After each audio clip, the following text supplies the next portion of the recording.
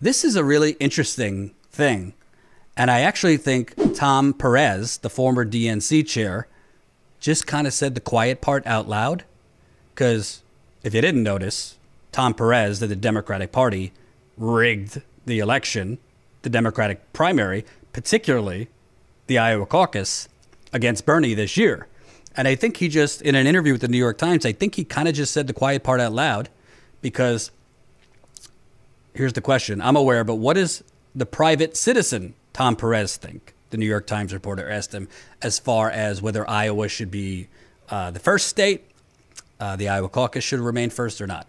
Tom Perez answered, a diverse state or states need to be first. The difference between going first and third is really important. We know the importance of momentum in the Democratic primaries. Let me repeat that. Perez says on whether Iowa should remain first. A diverse state or states needs to be first. The difference between going first and going third is really important. We know the importance of momentum in the Democratic primaries. Why? What do I mean by that's the quiet part out loud? Well, if you remember, let me find it. So I broke a story recently in The Intercept, basically exposing what the true tentacles of how they rigged Iowa. If you haven't read it, I'll drop the link in the super chat. But what I learned from multiple sources was the DNC, meaning Tom Perez, they actually stepped in 2 weeks before the Iowa caucus. They stepped in 2 weeks before the Iowa caucus. And they demanded that this Shadow app, yes, it was called Shadow, 2 weeks before the caucus, that Shadow basically create a new software so that Tom Perez and the DNC could get the real-time numbers as they were coming in that night before they were released to the public. So the basic common sense question would be, why did Tom Perez and the DNC need to see the real-time numbers before they were released to the public? Why wouldn't you leave that to the Iowa State Party to verify the numbers, to take them in? Why did you need a new piece of software 2 weeks before? Why did you need to reinvent the wheel with an app in the first place when in the good old days we just called in the results from each caucus location and didn't have a problem? And I learned through other sources, they didn't do this for any other primary or caucus. In New Hampshire, they didn't ask for the results first or in real time. South Carolina, they didn't ask for the real-time results. Nevada, they didn't ask for the real-time results. It was just Iowa. And why is it that Tom Perez and the DNC, they didn't even put their thumb on the scale. They can put their whole body naked on the scale. All the stops to make sure Bernie Sanders didn't win Iowa. Why do you think that is? Well, he just told you why that is. We know the importance of momentum in Democratic primaries. They knew that if Bernie Sanders won Iowa and was declared the winner of Iowa, then this train has left the station and it's going to be hard to take it back. They knew if Bernie Sanders would have won Iowa, well, he cleaned Hillary Clinton's clock in New Hampshire. I think he won by 15 or 20 points. I don't remember. So if Bernie wins Iowa, he's going to win New Hampshire again.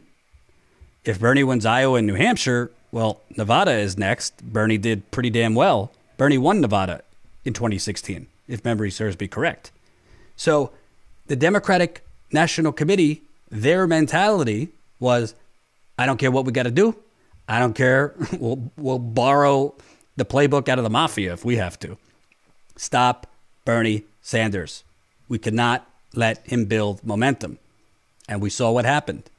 And by the way, you know, there's been this debate about election fraud and what is election fraud and what is not. Well, when the unelected, well, Tom Perez technically was elected by not by the people. When unelected bodies known as the Democratic National Committee or the Republican National Committee literally rigged primaries by, as my story for The Intercept showed, they literally demanded that the Iowa State Party not report the results that night. because of the software glitch, when the reality was they didn't want the results reported because the results showed Bernie had won the first round. He won the second round. The first round, he won by 6,000 votes. Second round, which is the final round, I think by 2,000. So he won the popular vote. They didn't want those numbers out there. And they also didn't even want it out there that it was basically a tie, because that would have given Bernie Sanders momentum. Most importantly, and this is how the media is complicit, because Tom Perez and the DNC understand a lot of the primary is about forming the narrative, creating the narrative, who could beat Trump, creating the narrative, who has the best shot. Well, how does the primary process work? Whoever wins Iowa gets a huge bump heading into New Hampshire. Whoever wins Iowa gets days of media coverage as the winner of Iowa, which usually lifts them in the polls leading into New Hampshire. One of the major things that hurt Bernie Sanders was after the media basically christened Pete Buttigieg as the winner of Iowa, which was total bullshit. He went up in the polls between Iowa and New Hampshire, which was 7 days, 10 points. I remember I went to New Hampshire after Iowa. I was online, I think a Sunday morning. Buttigieg was having an event at a high school. You had people online in the winter. It was freezing for, I think, like a block to get in. And I interviewed people online, and so many of them told me, yeah, he wasn't really on my radar, but now that he's won Iowa, I'm checking him out. He didn't win Iowa. But Tom Perez and the DNC made sure that that narrative was started on the night of the Iowa caucus, and the media helped them do it. That's how primaries get rigged. It's not only about the machines being rigged, which is possible. Machines can be manipulated. It's not only about polling places being closed at the last minute, which is a serious voter suppression. It's about an unelected body of bureaucrats that are servants for Wall Street, servants for the fossil servants for big pharma, servants for big real estate, servants for Silicon Valley, servants for the defense contractors, servants for special interests, servants for the United Corporations of America. It's about them. Hope you enjoyed that last video. Hop on over to statuscoup.com where you can sign up for our email list and become a member for as low as $5 to $10 a month. Membership is how we grow. That's statuscoup.com/join. And remember, join our email list so we can grow the revolution with you.